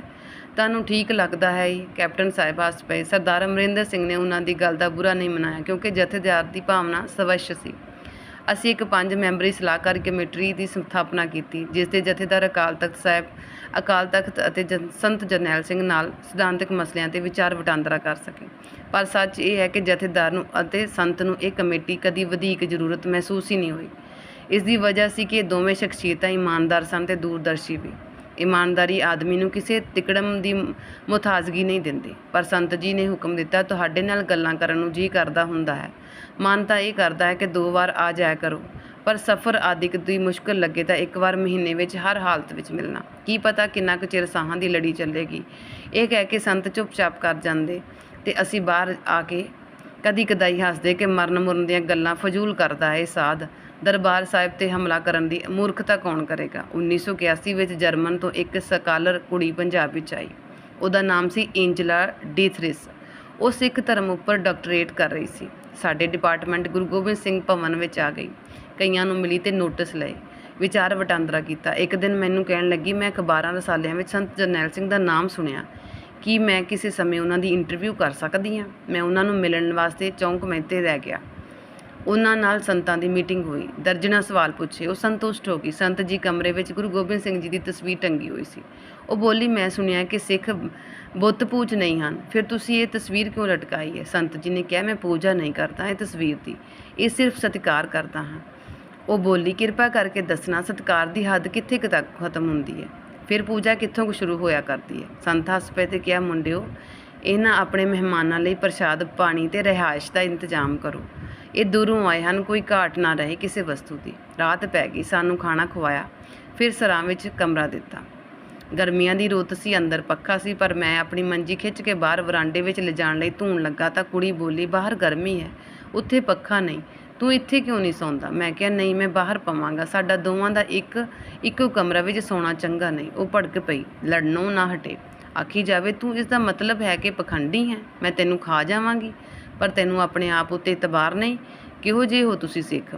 ਉਸਨੇ ਮੇਰੇ ਵਿਰੁੱਧ ਮੇਰੇ ਸਾਹਮਣੇ ਜਿਹੜੇ ਘਟੀਆ ਅੰਗਰੇਜ਼ੀ ਦੇ ਵਿਸ਼ਲੇਸ਼ਣ ਲਾਏ, ਉਹਨਾਂ ਵਿੱਚੋਂ ਕਈਆਂ ਦੇ ਅਰਥ ਮੈਨੂੰ ਆਉਂਦੇ ਵੀ ਨਹੀਂ ਸਨ। ਬਾਅਦ ਵਿੱਚ ਵੀ ਮੈਂ ਨਾ ਕਿਸੇ ਨੂੰ ਉਹਨਾਂ ਦੇ ਅਰਥ ਪੁੱਛੇ, ਨਾ ਡਿਕਸ਼ਨਰੀ ਵਿੱਚ ਦੇਖੇ। ਮੈਂ ਉਹਨਾਂ ਗਾਲਾਂ ਦਾ ਅਰਥ ਕਿਉਂ ਨਹੀਂ ਜਿਹੜੀਆਂ ਵੱਡੀਆਂ ਮੈਨੂੰ ਕੱਢੀਆਂ। ਗੂੰਗੜ ਵੱਟਾ ਜਿਹਾ ਬਣ ਕੇ ਮੈਂ ਆਪਣੀ ਮੰਜੀ ਬਾਹਰ ਘਸੀਟ ਲਿਆਇਆ ਅਤੇ ਉਸ ਨੂੰ ਬਾਹਰੋਂ ਕੁੱਡਾ ਮਾਰ ਕੇ ਗਰਮੀ ਵਿੱਚ ਸੌਂ ਗਿਆ। ਮੈਂ ਸ਼ੁਕਰ ਕੀਤਾ ਕਿ ਟਕਸਾਲ ਦੇ ਕਰਿੰਦਿਆਂ ਨੇ ਉਸ ਨੂੰ ਸੁਣਿਆ ਨਹੀਂ ਤਾਂ ਉਹਨਾਂ ਨੇ ਇਸ ਦਾ ਅਰਥ ਕੱਢਣਾ ਸੀ ਕਿ ਸ਼ਾਇਦ ਮੈਂ ਉਸ ਨੂੰ ਛੇੜ ਦਿੱਤਾ ਹੈ। ਅੰਗਰੇਜ਼ੀ ਕਿਸੇ ਨੂੰ ਨਹੀਂ ਆਉਂਦੀ ਸੀ ਉੱਥੇ। ਇੱਕ ਦਿਨ ਉਹ ਕਹਿਣ ਲੱਗੀ, ਮੈਂ ਸੁਣਿਆ ਸਮਾਣੇ ਬੜੇ ਵੱਡੇ ਪੁਰਾਣੇ ਥੇ ਹਨ। ਬਾਬਾ ਬੰਦਾ ਸਿੰਘ ਨੇ ਜਦੋਂ ਸਮਾਣਾ ਤਬਾਹ ਕੀਤਾ ਸੀ ਉਦੋਂ ਦੇ ਹਨ। ਤੂੰ ਦਿਖਾ ਲਿਆਵੇਂਗਾ ਮੈਨੂੰ? ਅਸੀਂ ਚੱਲ ਪਏ। ਸਭ ਥਾਵਾਂ ਦੇਖੀਆਂ। ਗਰਮੀਆਂ ਦਾ ਮੌਸਮ ਸੀ। ਛਾਂ ਵਿੱਚ ਕੁਝ ਹੋ ਗਈ। ਅਸੀਂ ਅਜੇ ਇੱਕ ਅੱਧ ਘੁੱਟਕ ਭਰਿਆ ਹੋਵੇਗਾ ਕਿ ਸਾਈਕਲ ਉੱਪਰ ਇੱਕ ਬੰਦਾ ਆਇਆ ਅਤੇ ਹੌਲੀ ਜੀ ਦੇ ਕੇ ਕੋਈ ਗੱਲ ਮੁੰਡੇ ਦੇ ਕੰਨ ਵਿੱਚ ਆਖ ਕੇ ਤੁਰ ਪਿਆ। ਇਹ ਮੁੰਡਾ ਜਿਹੜਾ ਕਿ ਬਾਣੀਆਂ ਲੱਗਦਾ ਸੀ, ਰੋਈ ਵੀ ਗਿਆ ਅਤੇ ਹੌਲੀ ਸਮਾਨ ਬਾਹਰੋਂ ਚੁੱਕ ਕੇ ਅੰਦਰ ਵੀ ਰੱਖਣ ਲੱਗਾ। ਥੋੜ੍ਹਾ ਕੁ ਸਮਾਨ ਸੀ, ਸਾਰਾ ਰੱਖ ਦਿੱਤਾ ਅਤੇ ਉਹ ਖਲੋ ਕੇ ਉਡੀਕ ਕਰਨ ਲੱਗਾ ਕਿ ਅਸੀਂ ਚਾਹ ਮੁਕਾ ਕੇ ਕਦੋਂ ਜਾਂਦੇ ਹਾਂ। ਨੀਵੀਂ ਪਾਈ ਖਲੋਤੇ ਰੋਂਦੇ ਬੱਚੇ ਨੂੰ ਦੇਖ ਕੇ ਸਾਡੇ ਤੋਂ ਕਿਹੜੀ ਚਾਹ ਪੀ ਹੋਣੀ ਸੀ। ਅਸੀਂ ਵਿੱਚੇ ਛਡਾ ਕੇ ਬਣਦੇ ਪੈਸੇ ਉਸ ਨੂੰ ਫੜਾਏ ਅਤੇ ਬਾਹਰ ਹੋ ਗਏ। ਉਸਨੇ ਸਾਡੇ ਵਾਲੀਆਂ ਪਿਆਲੀਆਂ ਧੋਈਆਂ, ਦੁਕਾਨ ਨੂੰ ਜਿੰਦਾ ਮਾਰਿਆ ਅਤੇ ਦੌੜ ਗਿਆ, ਜਾਣਨ ਲਈ ਕੀ ਸੁਨੇਹਾ ਦੇ ਕੇ ਗਿਆ ਸੀ ਸਾਈਕਲ ਸਵਾਰ, ਜਿਸ ਕਰਕੇ ਇਹ ਮੁੰਡਾ ਰੋਣ ਲੱਗ ਪਿਆ। ਮੈਂ ਗਵਾਂਢੀ ਦੁਕਾਨਦਾਰ ਨੂੰ ਪੁੱਛਿਆ। ਉਸਨੇ ਦੱਸਿਆ ਕਿ 4-5 ਮਹੀਨਿਆਂ ਤੋਂ ਇਸ ਦਾ ਪਿਤਾ ਬਿਮਾਰ ਸੀ। ਸਾਈਕਲ ਵਾਲਾ ਦੱਸ ਕੇ ਗਿਆ ਹੈ ਕਿ ਉਹ ਨਹੀਂ ਰਿਹਾ, ਤੂੰ ਘਰ ਚਲਾ ਜਾ। ਮੈਥੋਂ ਅਨੁਵਾਦਤ ਇਹ ਗੱਲ ਸੁਣਨ ਪਿੱਛੋਂ ਏਜਲਾ ਨੇ ਕਿਹਾ, ਇਹ ਮੁੰਡਾ ਮੈਨੂੰ ਗੁਰੂ ਗੋਬਿੰਦ ਸਿੰਘ ਜੀ ਦਾ ਸਵੱਛ ਸਿੱਖ ਲੱਗਿਆ ਹੈ। ਮੈਂ ਪੁੱਛਿਆ, ਇਹ ਕਿਵੇਂ ਕਹਿਣ ਲੱਗੀ? ਦੇਖੋ, ਇਸ ਦੀ ਛੋਟੀ ਉਮਰ ਦੇ ਮੁੰਡੇ ਨੇ ਵੱਡੀ ਦੁਖਦਾਈ ਖਬਰ ਸੁਣੀ। ਇਹ ਦੁਕਾਨ ਇਵੇਂ ਛੱਡ ਕੇ ਦੌੜ ਵੀ ਸਕਦਾ ਸੀ, ਗੁਆਂਢੀ ਆਪੇ ਬੰਦ ਕਰ ਦਿੰਦੇ। ਇਸ ਮੁੰਡੇ ਨੇ ਤਾਂ ਸਾਨੂੰ ਇਹ ਵੀ ਨਹੀਂ ਕਿਹਾ ਕਿ ਤੁਸੀਂ ਜਾਓ, ਮੈਂ ਦੁਕਾਨ ਬੰਦ ਕਰਨੀ ਹੈ। ਗੁਰੂ ਜੀ ਨੇ ਸਿੱਖਿਆ ਗੁਰੂ ਜੀ ਨੇ ਸਿੱਖਾਂ ਨੂੰ ਇਹੋ ਤਾਂ ਸਿਖਾਇਆ ਹੈ, ਘੋਰ ਸੰਕਟ ਦੇ ਸਮੇਂ ਵਿੱਚ ਵੀ ਆਪਣੀ ਜ਼ਿੰਮੇਵਾਰੀ ਨਹੀਂ ਭੁੱਲਣੀ। ਇਸ ਸੱਟ ਤੋਂ ਬਾਅਦ ਦੁਕਾਨ ਪ੍ਰਤੀ, ਆਪਣੇ ਗਾਹਕ ਪ੍ਰਤੀ ਫਰਜ਼ ਨੂੰ ਭੁੱਲਿਆ ਨਹੀਂ ਮੁੰਡਾ। ਇਹੋ ਤਾਂ ਹੈ ਅਰਨਲਡ ਤਾਇਨਬੀ ਦਾ ਚੈਲੰਜ ਐਂਡ ਰਿਸਪੌਂਸ ਸਿਧਾਂਤ। ਤਾਇਨਬੀ ਆਖਦਾ ਹੈ ਕਿ ਚਾਹੇ ਕਿਸੇ ਕੌਮ ਨੂੰ ਪਰਖਣਾ ਹੋਵੇ, ਚਾਹੇ ਸਮਾਜ ਨੂੰ, ਚਾਹੇ ਇੱਕ ਬੰਦੇ ਨੂੰ, ਇਹ ਦੇਖੋ ਕਿ ਉਸ ਨੂੰ ਚੈਲੰਜ ਕਿਹੋ ਜਿਹਾ ਮਿਲਿਆ। ਫਿਰ ਉਸਨੇ ਚੈਲੰਜ ਕਬੂਲ ਕਰਕੇ ਵੀ ਵਿਹਾਰ ਕੀਤਾ। ਕੂੜ ਕਬਾੜ ਅੱਗ ਵਿੱਚ ਜਲ ਕੇ ਸੁਆਹ ਹੋ ਜਾਂਦਾ ਹੈ ਤੇ ਸੋਨਾ ਅੱਗ ਵਿੱਚ ਨਿਖਰ ਕੇ ਨਿਕਲਦਾ ਹੈ। ਸਿੱਖ ਇਹੋ ਜਿਹੇ ਹੋਣੇ ਚਾਹੀਦੇ ਹਨ, ਸਮਝਿਆ ਤੂੰ? ਪਤਾ ਲੱਗਾ ਕਿ ਬਾਬੇ ਪਟਿਆਲੇ ਪੁੱਜ ਕੇ ਦੁੱਖ ਨਿਵਾਰਨ ਸਾਹਿਬ ਡੇਰੇ ਲਾਏ। ਸ਼ਾਮ ਨੂੰ ਕਥਾ ਕਰਦੇ ਹੁੰਦੇ ਸਨ। ਇੰਨੀ ਸੰਗਤ ਹੁੰਦੀ ਸੀ ਕਿ ਬੈਠਣ ਨੂੰ ਥਾਂ ਨਾ ਲੱਭਦੀ। ਮੇਰੇ ਮਿੱਤਰ ਰਛਪਾਲ ਸਿੰਘ ਗਿੱਲ ਪਰਿਕਰਮਾ ਵਿੱਚ ਜਿੱਥੇ ਬੈਠੇ ਸਨ, ਮੈਂ ਵੀ ਉਹਨਾਂ ਦੇ ਪਿੱਛੇ ਪਿੱਛੇ ਤੁਰ ਕੇ ਕਥਾ ਸੁਣਨ ਲੱਗਾ। ਸਮਾਪਤੀ ਹੋ ਗਈ। ਸੰਤ ਜੀ ਸਰਾਂ ਵੱਲ ਚਲ ਗਏ। ਕਾਫੀ ਸਾਰੇ ਲੋਕ ਉਹਨਾਂ ਵਾਂਗ, ਤੇ ਮੈਂ ਗਿੱਲ ਦੇ ਪਿੱਛੇ ਪਿੱਛੇ ਤੁਰ ਪਿਆ। ਸਾਹਮਣੇ ਇੱਕ ਮਾਈ ਤੇ ਜੀ ਨਾ ਲਾਈ ਤੇ ਉਸਨੇ ਸੰਤਾਂ ਦੇ ਚਰਨ ਛੂਹੇ। ਬਾਬੇ ਰੋਕੇ, ਆਲੇ ਦੁਆਲੇ ਬੰਦਿਆਂ ਨੂੰ ਕਹਿਣ ਲੱਗੇ, ਖਾਲਸਾ ਜੀ ਜਰਾ ਰੁਕੋ ਤੇ ਕੁਝ ਪਿੱਛੇ ਹਟੋ। ਫਿਰ ਮਾਈ ਨੂੰ ਕਹਿਣ ਲੱਗੇ, ਬੀਬੀ ਆਰਾਮ ਨਾਲ ਪੈਰਾਂ ਨੂੰ ਹੱਥ ਲਾ, ਕਾਹਲੀ ਨਾ ਕਰ, ਇੱਥੋਂ ਜੋ ਕੁਝ ਕੱਢ ਕੇ ਲੈ ਜਾਏਂਗੀ ਉਹ ਮੈਨੂੰ ਵੀ ਦਿਖਾ ਦੇਵੀਂ। ਇਹ ਆਲੇ ਦੁਆਲੇ ਖਲੋਤੇ ਲੋਕ ਵੀ ਦੇਖ ਲੈਣਗੇ ਕਿ ਕਿਹੜੀ ਦੁਰਲਭ ਵਸਤੂ ਤੂੰ ਲੈ ਕੇ ਗਈ ਆਂ, ਇਹ ਵੀ ਲੈ ਜਾਣਗੇ। ਉਸ ਬੀਬੀ ਨੇ ਖਿਮਾ ਮੰਗੀ ਤੇ ਚਲੀ ਗਈ। ਮੇਰੇ ਨਾਲ ਖਲੋਤਾ ਗਿੱਲ ਹੱਸ ਪਿਆ ਤੇ ਕਹਿਣ ਲੱਗਾ, ਕਦੀ ਕਦਾਈ ਲੱਗਦਾ ਹੈ ਕਿ ਸਾਧ ਜ਼ਿਆਦਤੀ ਕਰ ਰਿਹਾ ਹੈ ਤੇ ਲੋਕਾਂ ਤੇ। ਤੂੰ ਆਪ ਦੇਖ, ਇਹਦੇ ਸਾਹਮਣੇ ਸਿੱਧਾ ਖੜੇ ਰਹਿਣ ਨੂੰ ਕਿਸੇ ਦਾ ਦਿਲ ਕਰਦਾ ਹੈ? ਇਉਂ ਨਹੀਂ ਲੱਗਦਾ ਕਿ ਇਹਦੇ ਸਾਹਮਣੇ ਝੁਕਣ ਵਿੱਚ ਇੱਜ਼ਤ ਹੈ? ਪਰ ਉਹ ਗੋਡੀ ਹੱਥ ਲਵਾਉਣ ਤੇ ਸਖਤ ਖਿਲਾਫ ਸਨ। ਉਲੰਘਣਾ ਕਰਨ ਵਾਲਿਆਂ ਨੂੰ ਸਖਤ ਸ਼ਬਦਾਂ ਦੇ ਕੌੜੇ ਖਾਣੇ ਪੈਂਦੇ ਸਨ। ਮੈਂ ਢੀਠ ਜਿਹਾ ਬੰਦਾ ਹਾਂ। ਜਦੋਂ ਪਟਿਆਲੇ ਤੋਂ ਅੰਮ੍ਰਿਤਸਰ ਮਿਲਣ ਜਾਂਦਾ ਤਾਂ ਮੈਂ ਫਤਿਹ ਬੁਲਾਉਂਦਾ ਤੇ ਨਾਲ ਬੈਠ ਕੇ ਗੋਡਾ ਵੀ ਛੂਹ ਲੈਂਦਾ ਤਾਂ ਉਹ ਕੁਝ ਨਾ ਕਹਿੰਦੇ। ਇੱਕ ਦਿਨ ਮੈਂ ਪੁੱਛ ਲਿਆ, ਬਾਬਾ ਜੀ ਤੁਸੀਂ ਗੋਡੇ ਹੱਥ ਲਵਾਉਣ ਤੇ ਸਖਤ ਖਿਲਾਫ ਹੋ, ਮੈਂ ਹੁਣ ਤੁਹਾਡਾ ਗੋਡਾ ਫੜੀ ਬੈਠਾ, ਮੈਨੂੰ ਕੁਝ ਨਹੀਂ ਆਖਦੇ ਤੁਸੀਂ? ਉਹ ਬੋਲੇ, ਤੂੰ ਕਿਹੜਾ ਕਿਸੇ ਸਰਦਾਵਾਸ ਅਜਿਹਾ ਕਰਦਾ ਹੈ? ਤੂੰ ਤਾਂ ਮੈਨੂੰ ਛੇੜਨਾ ਚਾਹੁੰਦਾ ਹੈ। ਮੈਂ ਤੇਰੇ ਤੋਂ ਨਾ ਛਿੜਨਾ ਹੈ, ਨਾ ਛਿੜਨ ਦਾ ਫੈਸਲਾ ਕਰ ਰੱਖਿਆ ਹੈ। ਗੋਡੇ ਹੱਥ ਲਾਉਣ ਦੀ ਗੱਲ ਛੱਡ, ਤੂੰ ਤਾਂ ਲੱਤਾਂ ਘੁੱਟ ਜਾਇਆ ਕਰ ਚਾਹੇ। ਸੁਖਜਿੰਦਰ ਸਿੰਘ ਕਈ ਵਾਰ ਸੰਤਾਂ ਨੂੰ ਮਿਲਣ ਆਉਂਦਾ ਤੇ ਦੇਰ ਤੱਕ ਬੈਠਾ ਗੱਲਾਂ ਸੁਣਦਾ ਰਹਿੰਦਾ। ਕਿਸੇ ਨੇ ਸੰਤਾਂ ਨੂੰ ਕਿਹਾ ਸੀ, ਇਹ ਚੰਗਾ ਬੰਦਾ ਨਹੀਂ, ਇਸ ਨੂੰ ਵਧੀਕ ਮੂੰਹ ਨਾ ਲਾਇਆ ਕਰੋ ਬਾਬਾ ਜੀ। ਸੰਤ ਬੋਲੇ, ਆਉਂਦਾ ਜਾਂਦਾ ਕੁਝ ਦੇ ਕੇ ਹੀ ਜਾਂਦਾ ਏ, ਆਪਣੇ ਕੋਲੋਂ ਕੀ ਲੈ ਜਾਂਦਾ? ਜਦੋਂ ਕੁਝ ਲੈ ਕੇ ਜਾਣ ਲੱਗਾ ਫਿਰ ਗੱਲ ਕਰਿਓ। ਸੰਗਤਾਂ ਆਉਂਦੀਆਂ ਤਾਂ ਮਾਇਆ ਅਰਪਣ ਕਰਦੀਆਂ, ਫਸਲ ਆਉਣ ਵੇਲੇ ਪੈਸੇ ਵੱਧ ਆਉਂਦੇ, ਉਹ ਫੜਦੇ ਬੋਝੇ ਵਿੱਚ ਪਾ ਲੈਂਦੇ। ਮੈਂ ਕਿਹਾ, ਬਾਬਿਓ ਸੀਜ਼ਨ ਹੋ ਗਿਆ ਸ਼ੁਰੂ, ਬੋਝੇ 1.5 ਗਜ ਦੇ ਲਵਾਓ ਤਾਂ ਕੰਮ ਚੱਲੇਗਾ। ਉਹ ਬੋਲੇ, ਮੈਂ ਕੋਈ ਨਾਲ ਲੈ ਕੇ ਜਾਣੇ ਆ? ਇਹ ਨੋਟ ਤੁਹਾਡੀ ਸੇਵਾ ਕਰਦਾ, ਲੰਗਰ ਪ੍ਰਸ਼ਾਦੇ ਦੀ। ਲਿਆ ਬਈ ਰਛਪਾਲ ਸਿੰਘ, ਇਹਨਾਂ ਸਿੰਘਾਂ ਨੂੰ ਖੀਰ ਖਵਾ। ਰਛਪਾਲ ਸਿੰਘ ਸੰਤਾਂ ਦੀ ਗੜਵੀ BSc ਕਰਕੇ ਉਹਨਾਂ ਦੀ ਸੇਵਾ ਵਿੱਚ ਹਾਜ਼ਰ ਹੋ ਗਿਆ। ਉਹ ਖੀਰ ਦੇ ਕੋਲੇ ਭਰ ਕੇ ਲਿਆਇਆ। ਠੰਡੀ ਠਾਰ ਖੀਰ ਵਿੱਚ ਅੰਗੂਰ ਪਾਏ ਹੋਏ ਸਨ। ਖੀਰ ਦੀ ਸਿਫਤ ਕੀਤੀ ਤਾਂ ਸੰਤ ਬੋਲੇ, ਜਿਹੜੇ ਇਸ ਖੀਰ ਦਾ ਆਨੰਦ ਲੈ ਰਹੇ ਹਨ, ਘੁੱਟ ਬੜੀ ਪਏਗੀ ਉਹਨਾਂ ਨੂੰ। ਮਾਰ ਖਾਣ ਵੇਲੇ ਸੋਚੋਗੇ ਖੀਰ ਖਾਂਦੇ ਸੌਖੇ ਰਹਿੰਦੇ ਸੀ। ਇਹ ਕਹਿਣ ਤੇ ਪਿੱਛੋਂ ਖੂਬ ਹੱਸੇ, ਅਸੀਂ ਵੀ ਤੇ ਬਾਕੀ ਮੌਜੂਦ ਸਾਰੇ ਜਾਣੇ ਹੱਸੇ। 1982 ਵਿੱਚ ਉਹਨਾਂ ਨੇ ਵਿਦਵਾਨਾਂ ਦੀ ਇੱਕ ਸਭਾ ਬੁਲਾਈ। ਮੈਨੂੰ ਕੋਈ ਸੱਦਾ ਪੱਤਰ ਕਾਰਡ ਪਟਿਆਲੇ ਭੇਜ ਕੇ ਸੁਨੇਹਾ ਦਿੱਤਾ। ਪਟਿਆਲੇ ਤੇ ਚੰਡੀਗੜ੍ਹ ਦੇ ਮਿੱਤਰ ਪਿਆਰਿਆਂ ਨੂੰ ਕਾਰਡ ਦੇ ਕੇ ਪੁੱਜਣ ਦੀ ਬੇਨਤੀ ਕੀਤੀ। ਕਾਰਡ ਵੰਡ ਦਿੱਤੇ ਗਏ। ਸੰਤਾਂ ਨੇ ਪੁੱਛਿਆ, ਸਭ ਆ ਜਾਣਗੇ? ਮੈਂ ਕਿਹਾ, ਜੀ ਸਭ ਨੇ ਹਾਂ ਕੀਤੀ ਹੈ।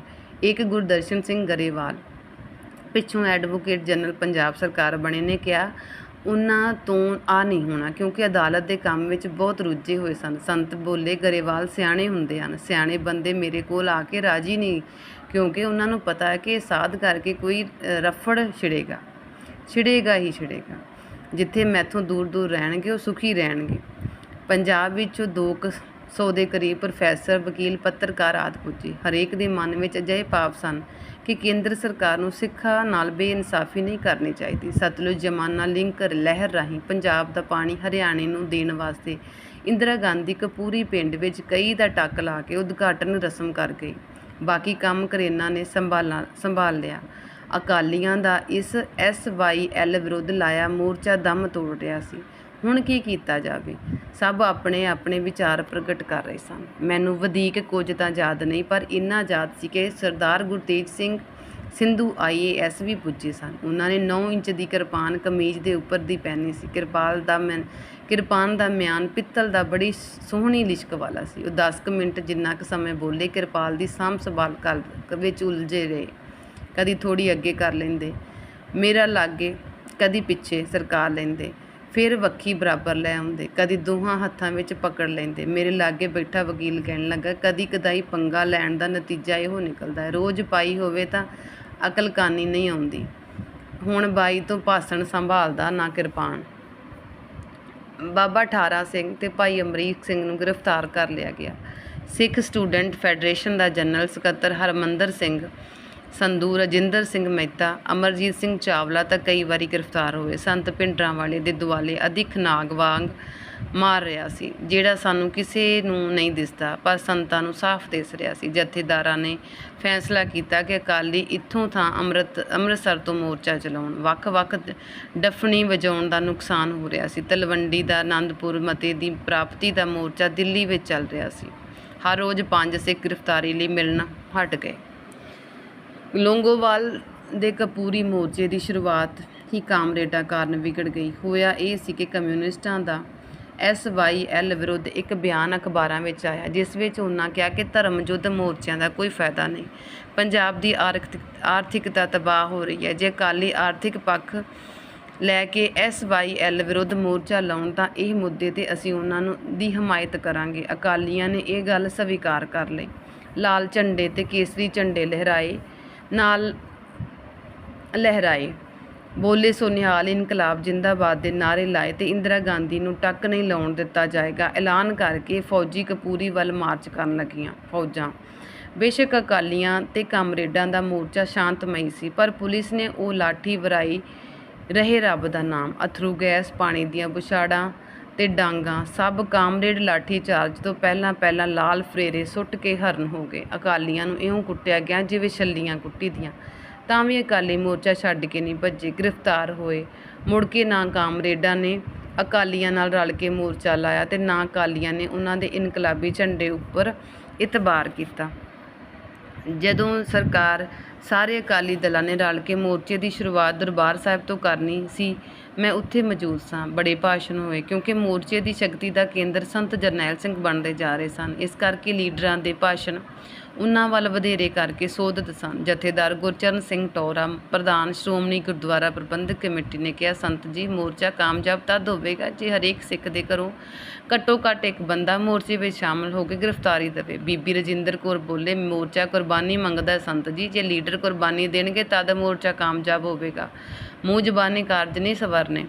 ਹੋਰ ਲੀਡਰਾਂ ਨੇ ਬਥੇਰਾ ਕੁਝ ਕਿਹਾ, ਪਰ ਹੁਣ ਇੰਨਾ ਕੁ ਯਾਦ ਹੈ ਕਿ ਸੰਤ ਅਖੀਰ ਵਿੱਚ ਬੋਲੇ ਤੇ ਕਿਹਾ, ਟੌਹਰਾ ਸਾਹਿਬ ਨੇ ਕਿਹਾ ਹੈ ਕਿ ਇੱਕ ਘਰ ਵਿੱਚੋਂ ਇੱਕ ਸਿੱਖ ਘੱਟੋ ਘੱਟ ਆਉਣਾ ਜ਼ਰੂਰੀ, ਤਦ ਮੋਰਚਾ ਸਫਲ ਹੋਵੇਗਾ। ਪ੍ਰਧਾਨ ਜੀ, ਜੇ ਇਮਾਨਦਾਰੀ ਨਾਲ ਚੱਲੂਗਾ ਤਾਂ ਪ੍ਰਤੀ ਘਰੋਂ ਇੱਕ ਨਹੀਂ, ਇੱਕ ਨੂੰ ਤਾਂ ਕਹਿਣਾ ਪਵੇਗਾ, ਤੂੰ ਘਰ ਰਹਿ, ਸਾਰੇ ਆਉਣਗੇ, ਜੇਲੀ ਜਾਣ ਲਈ ਨਹੀਂ, ਮਰਨ ਲਈ ਵੀ, ਪਰ ਠੱਗੀ ਨਹੀਂ ਚਲੇਗੀ। ਰਹੀ ਗੱਲ ਬੀਬੀ ਜੀ ਰਜਿੰਦਰ ਕੌਰ ਦੀ, ਸਹੀ ਹੈ, ਮੋਰਚਾ ਲੀਡਰ ਦੀ ਕੁਰਬਾਨੀ ਮੰਗਦਾ। ਮੈਂ ਤਾਂ ਲੀਡਰ ਨਹੀਂ ਹਾਂ, ਮੈਂ ਤਾਂ ਮਹਿਤੇ ਚੌਕ ਦਾ ਸਾਧ ਹਾਂ। ਲੀਡਰ ਬੈਠੇ ਹਨ ਇੱਥੇ, ਬਾਦਲ ਸਾਹਿਬ, ਤਲਵੰਡੀ ਸਾਹਿਬ, ਟੌਹਰਾ ਸਾਹਿਬ, ਬਰਨਾਲਾ ਸਾਹਿਬ ਤੇ ਲੌਂਗੋਵਾਲ ਸਾਹਿਬ, ਦੇਣਗੇ ਕੁਰਬਾਨੀਆਂ ਇਹ ਵਕਤ ਆਉਣ 'ਤੇ। ਅਜਿਹਾ ਦਾਅਵਾ ਕਰਨੇ ਮੈਂ ਤਾਂ ਝਿਜਕਦਾ ਹਾਂ ਕਿ ਜਾਨ ਦੇ ਦੇਵਾਂਗਾ ਪੰਥ ਦੀ ਸੇਵਾ ਵਿੱਚ। ਗੁਰੂ ਗ੍ਰੰਥ ਸਾਹਿਬ ਦਾ ਪ੍ਰਕਾਸ਼ ਹੈ ਇੱਥੇ, ਗੁਰੂ ਰੂਪ ਸਾਧ ਸੰਗਤ ਮੌਜੂਦ ਹੈ, ਮੈਂ ਝੂਠ ਨਹੀਂ ਬੋਲ ਸਕਦਾ ਖਾਲਸਾ ਜੀ।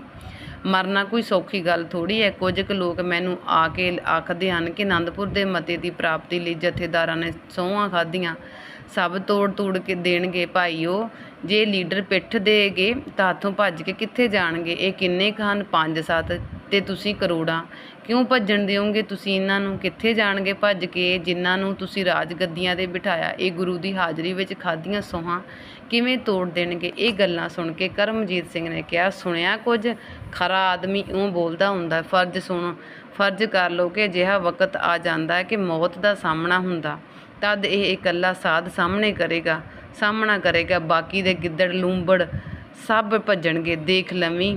ਵਾਹਿਗੁਰੂ ਜੀ ਕਾ ਖਾਲਸਾ, ਵਾਹਿਗੁਰੂ ਜੀ ਕੀ ਫਤਿਹ।